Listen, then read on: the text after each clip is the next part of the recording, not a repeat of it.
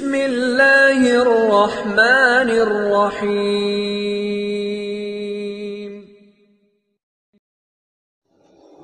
بسم اللہ الرحمن الرحیم وبہ نستعین۔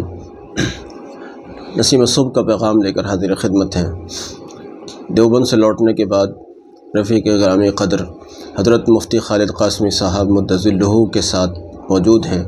ابھی یہاں سے آگے کا سفر واپسی کا ہے، وہ انشاءاللہ کچھ دیر کے بعد ہوگا۔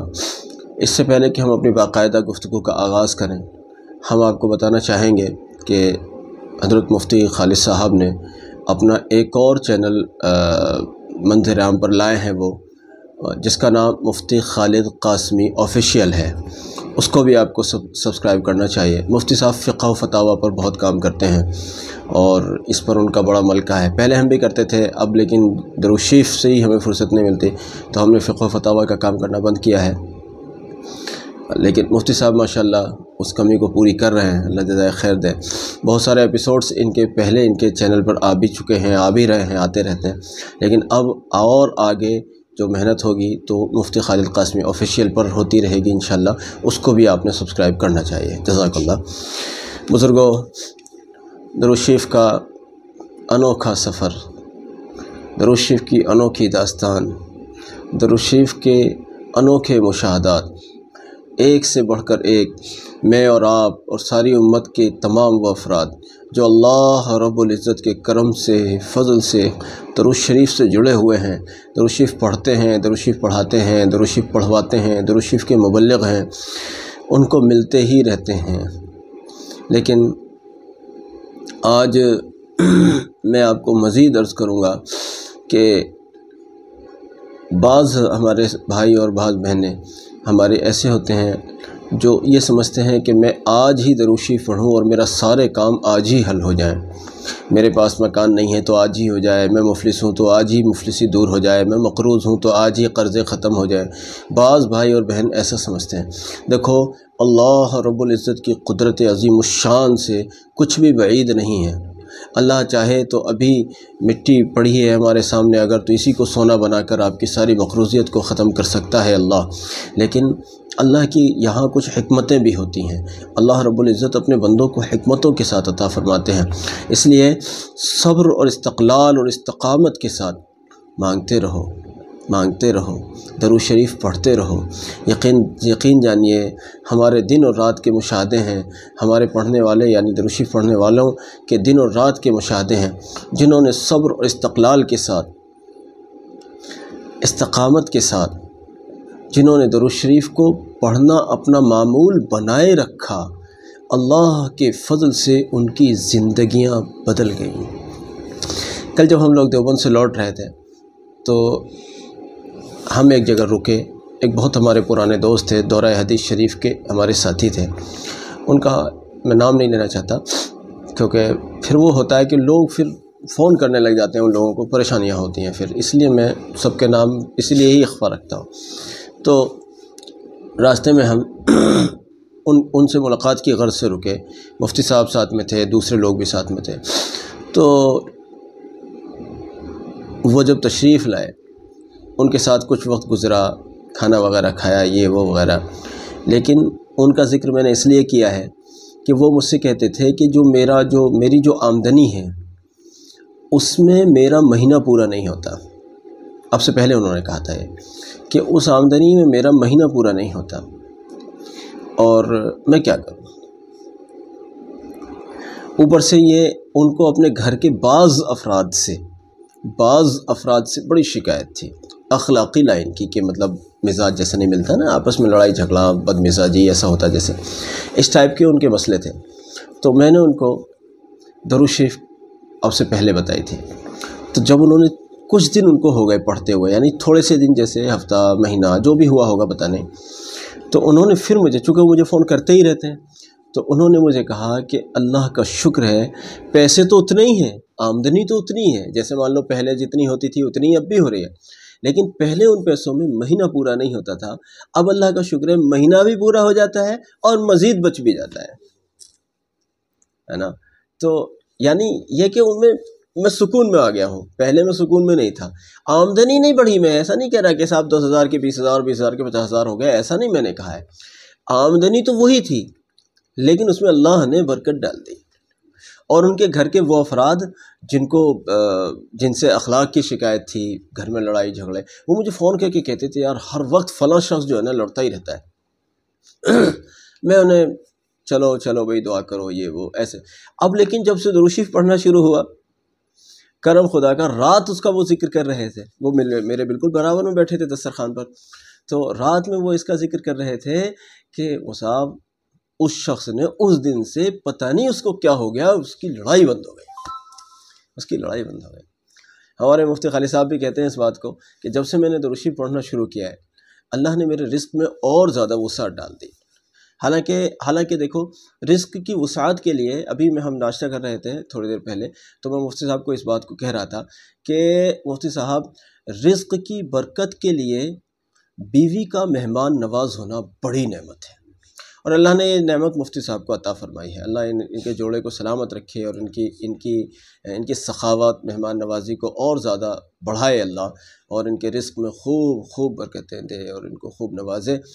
تو اگر بیوی مہمان نواز ہے تو یہ گھر کی برکتوں کا ایک بہت مؤثر ذریعہ ہے۔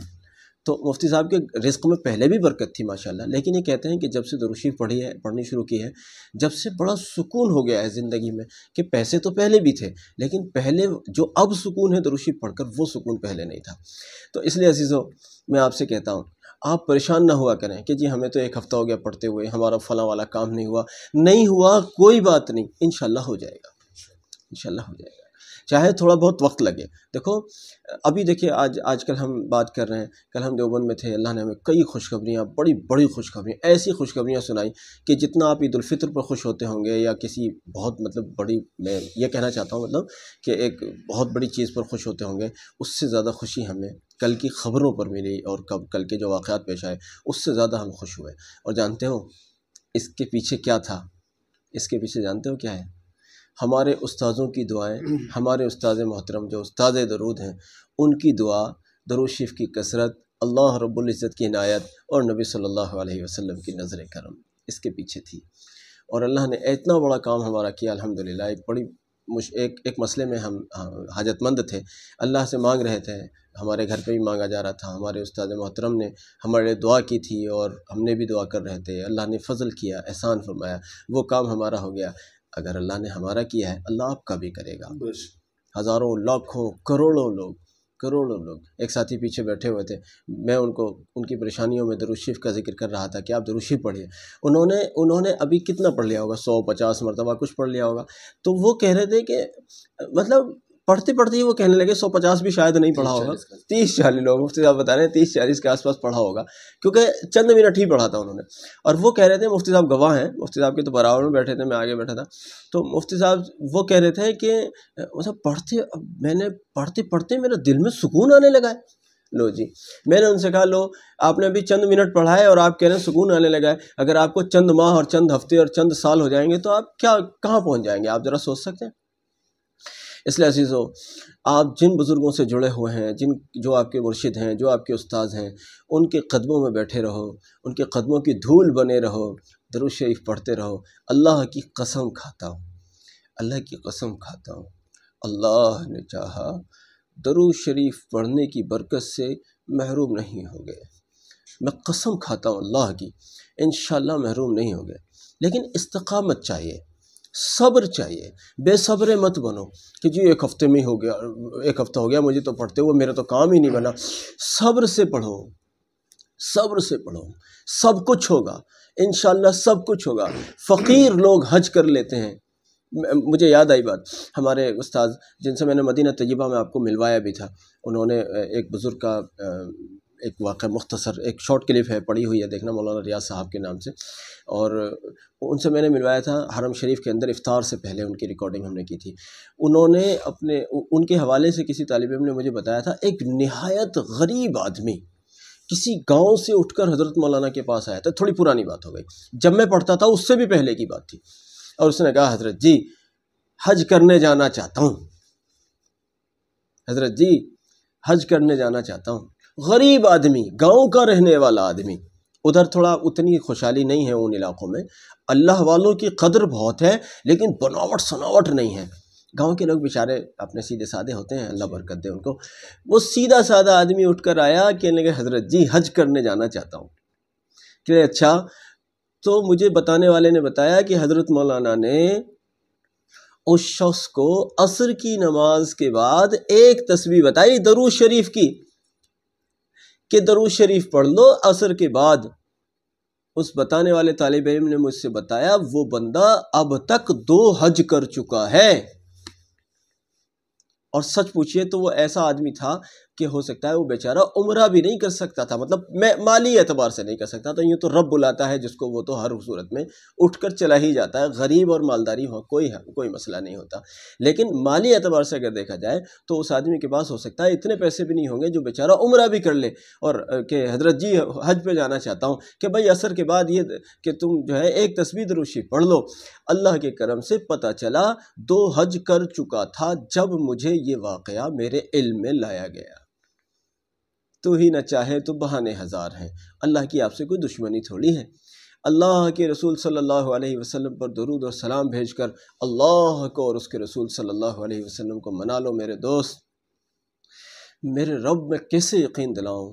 یقین جانو میں اپنا سینہ آپ کو کھول کے دکھا نہیں سکتا، ورنہ تو میری تڑپ یہ کہتی ہے کہ میں آپ کو پلا دوں بالکل۔ میرا جذبہ یہ ہے، سچ میں سچ جانیے، میرا جذبہ یہ ہے میں درود شریف گھوٹ گھوٹ کر آپ کو پلا دوں، لیکن کیا کروں، مجھے وہ فن آتا نہیں ہے کہ کیسے گھوٹ کے پلاؤں۔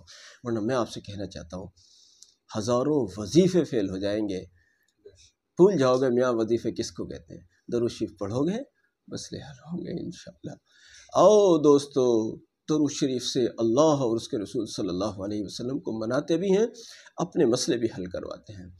ہمارے اس پیغام کو ساری امت تک پہنچاؤ، یہ آپ کے لیے صدقہ جاریہ ہے۔ درود شریف کے مبلغ بنو، درود شریف کی دعوت دینے والے بنو۔